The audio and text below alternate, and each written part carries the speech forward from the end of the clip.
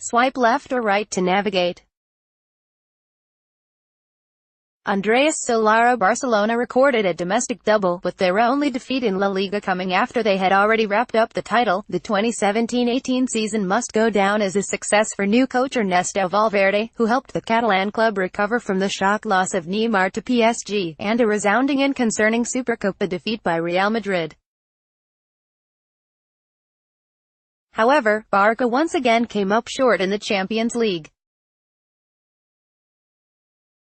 Their second-leg collapse at the Stadio Olimpico was undoubtedly shocking, but that they were beaten away from home was wholly unsurprising.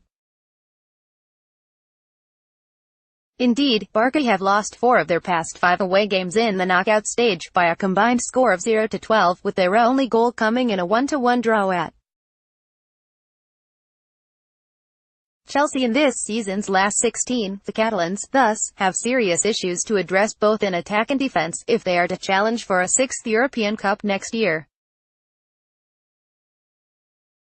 Getty Images. One can understand why Juventus' Gianluigi Buffon reacted so emotionally to Michael Oliver awarding Real Madrid a contentious penalty in the dying seconds of normal time in an absorbing quarter-final second-leg clash at the Santiago Bernabeu, after wiping out a 3-0 deficit. The Bianconeri deserved extra time and were understandably crushed when it became apparent they would instead be eliminated by a penalty from the nerveless Cristiano Ronaldo. However, Buffon nonetheless stepped over the line with his furious outburst at the match official. Even then, it could have been dismissed as heat of the moment stuff, but Buffon made matters far worse by launching into a very public tirade against Oliver after the full-time whistle. It was most unbecoming of a man who has always been renowned for his sense of sportsmanship and fair play, and the hypocrisy of the Juve captain complaining so furiously about a referee's decisions was not lost on the supporters of Old Lady's many rivals. Thankfully, the goalkeeping great belatedly apologized for saying Oliver had just been for a heart, but by that stage, the damage had been done, both to Oliver, who was subjected to death threats, and Buffon's reputation. Getty. This was meant to be Paris Saint-Germain's year. Last summer, the Qatari-funded club obliterated the transfer fee world record by paying €222 million to secure the release of Neymar from his Barcelona contract, before then taking Kylian Mbappé on loan from Monaco on the proviso that they would sign the teenage sensation at the end of the season for approximately €180 million. It was clear that PSG, more than ever before, had the players to win the Champions League. Unfortunately, it ultimately transpired that they still don't have the requisite character. A year after their embarrassing capitulation at Camp Nou, they suffered a meek exit at the hands of Real Madrid at the same stage. Neymar's injury played a part of course, but during that dismal second-leg loss at the Parc des Princes, it was clear that PSG still had neither the intelligence, see Marco Verratti's stupid sending-off, nor the bravery, see Unai Emery's negative tactics, to win the club game's most prestigious prize. With Neymar having already grown tired of Paris, and Thomas Tuchel feeling like a rather uninspiring replacement for Emery, PSG's Champions League-obsessed owners have a tough job on their hands convincing the footballing world that their plans for world domination can still be realized. Getty Images. Paulo Dybala is a lucky boy. The Juventus striker may have netted a career-high 22 Serie A goals this season, but he did not play with anything like the same consistency as Mauro Icardi, yet he made the Argentina squad for this summer's World Cup while his compatriot did not. Furthermore, while Inter-captain Icardi inspired his side to Champions League qualification, Dybala deserted his team when they needed him most, in the first leg of the Champions League quarter-final clash with Real Madrid. Dybala's senseless dismissal for a second yellow card paved the way for a rampant Blancos side to rack up a third unanswered goal in Turin, which ultimately proved decisive. Argentina boss Jorge Sampaoli has called Dybala an anarchic talent, and it is a fair point. It is high time that the 24-year-old complements his exceptional skills and wonderful left foot with a greater composure and consistency. Getty Images. VAR is by no means flawless.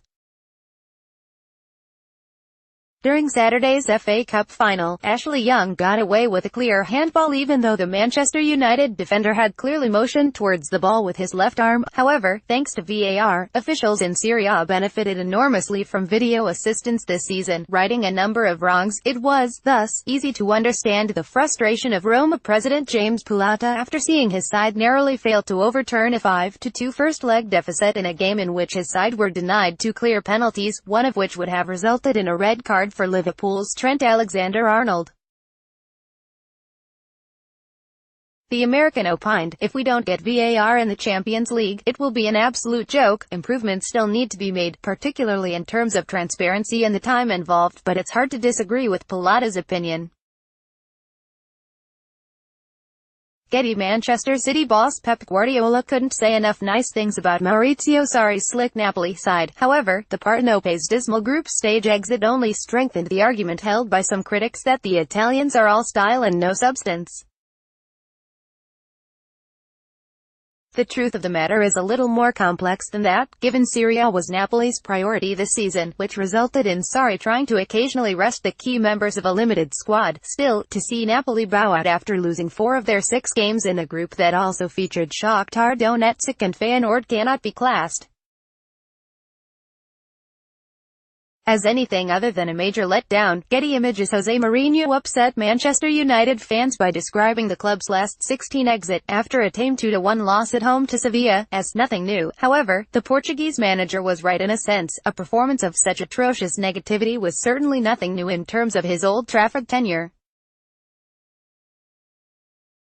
The ends always justifies the means as far as Mourinho is concerned, but when he fails to deliver trophies, his methods are made to look horribly outdated, and particularly ill-fitting at a club renowned for attacking football.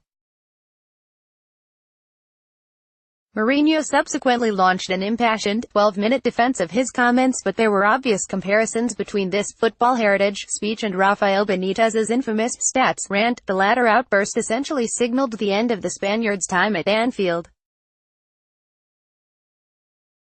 And one wonders if Mourinho's lecture will be remembered in the same way, given he is under fire again after paying for a negative approach in the first half of Saturday's FA Cup loss to Chelsea. Getty Images. Neymar is by no means the only footballer to dive. Indeed, it must be recognized that he is often targeted by opponents, given he is one of the most talented players in the game. However, one could understand why Celtic's Anthony Ralston laughed in the face of the PSG winger, who had already been booked for diving, as he rolled around on the grass looking for a free kick during their group stage encounter in Glasgow. Neymar, though, didn't see the funny side and refused to shake Ralston's hand after the game, which only cast the brilliant but childish Brazilian in an even more unfavorable light. Ultimately, though, the authorities are the ones to blame for the likes of Neymar continuing to make fools out of referees with his feet tricks. Celtic's Michael Lustig was right when he mused, "If Neymar wants to be liked as much as Messi, maybe he needs to stop all of that." Getty. This has been a wonderfully enjoyable Champions League, full of memorable matches and great goals. However, while we have seen some fantastic forward play, some of the defending has been dire. Chelsea gifted Barcelona a place in the last 16. Barcelona suffered a collective blackout in Rome. Bayern Munich beat themselves in their semi-final showdown with Real, while Roma even seemed utterly unfamiliar with their former player, Mohamed Salah, let alone any of his fellow Liverpool attackers in their meeting at Anfield. All of those games were great fun to watch, but did absolutely nothing to dispel the mounting suspicion that, Atletico Madrid aside, the art of defending is dead. Getty. Professional football would be nothing without the fans.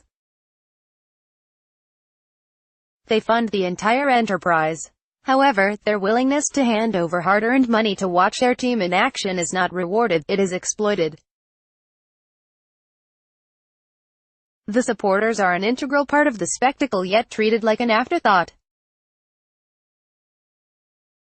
Nobody would argue against Kiev's right to stage this season's Champions League final, but there has been zero consideration for the supporters in terms of logistics and travel costs.